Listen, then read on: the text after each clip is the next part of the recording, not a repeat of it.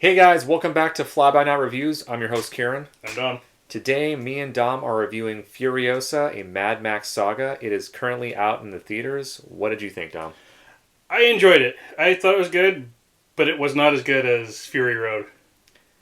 Yeah, my level of excitement was, I think, more than the Right. actual what the movie was. Got a little overhyped, yeah. Yeah, for sure. I definitely felt a victim to that, too.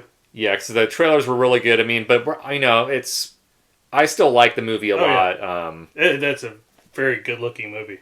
Yeah, Even, like, the parts that were just they kind of lulled there, you still had something interesting to watch. Yeah, visually, definitely they utilize more CGI in this film compared to Fury Road, but there was a reason. Fury Road took years of development and all this other stuff. They did use CG, but it was more sparsely Yeah, used. there was more practical effects in it than CG. Yeah, I mean there were scenes in this one that you could tell were green screened, Yeah. but essentially, Furiosa is like a revenge flick. Oh, yeah. You got it really shows you the time when Furiosa was a young girl, and a majority, I wouldn't say a majority of the movie, but a good chunk of the movie, probably an hour of the movie is her. At least, As yeah, I young. would say about half of it, yeah. Almost half of it, at least. Yeah, it felt like that. It felt and I was kind of almost checking my watch, is Anya Taylor-Joy going to be in this movie? What's going on? Yeah. And it definitely, George Miller has this unique style. Obviously, if you've seen any of the previous Mad Max movies, even the first Mad Max, if you watch that, some of the filming style is still he still does, and now it's just he has more tools to use. More tools, a little more freedom. Yeah, you even see it in Babe. Oh yeah, I read that he did the screenplay for that, which is kind of weird. I was like, what, Babe? I'm like, okay. But overall, the movie, I feel my biggest complaint. I have two complaints. One, it was way too long. I thought if it was cut, certain scenes were cut down shorter, Yeah. if it got to the point, it would have been a little bit more streamlined. It would have been a little bit more flowed better. And then two, Chris Hemsworth as the villain.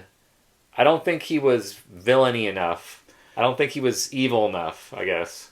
I didn't mind it. He was definitely very campy as the villain, and I think he was enjoying playing the villain, especially as the villain he played was particularly vile, Yeah. but still at the same time, you could tell he was acting, and it wasn't just you get lost in it.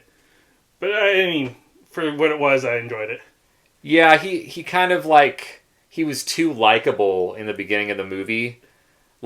For a revenge movie to work really well, you have to really hate the character Right. that the person's getting revenge on, and I didn't feel I mean, he did some terrible things, obviously, but Oh, yeah. we don't want to spoil the movie, whatever. But to me, it just felt like he could have been more vile, more evil to justify the whole revenge plot. You know what I mean? Yeah, a lot of his like more disgusting actions, you kind of got a sense of you kind of understood him. He's trying to be yeah, just trying to save face or make himself look stronger than he actually was. That kind of thing. Yeah, they kind of humanized him too much, and I kind of see where they were going, what they were going for with him. But I think in terms of just excitement of okay, she's finally gonna get her revenge, it didn't fulfill that for me. But I think as a whole, just all with all the action scenes and Anya Taylor Joy is fucking amazing. Mm-hmm. She's a great actress, and I think she kind of filled Charlize Theron's shoes pretty well, even though she's a lot smaller than Charlize Theron. And I mean, but you believe it. It's Right. I think You can tell, you could buy this as being a younger character version of the character. yeah, for sure. And yeah, it's just I think this is a worthy follow up. It doesn't take away anything from Fury Road. No. I think it actually adds to it more. I actually want to watch Fury Road again just to kind of get refreshed. But Oh yeah, Yeah. that was. Yeah, I watched it earlier this weekend. And I was like, oh yeah, I forgot how good this movie was.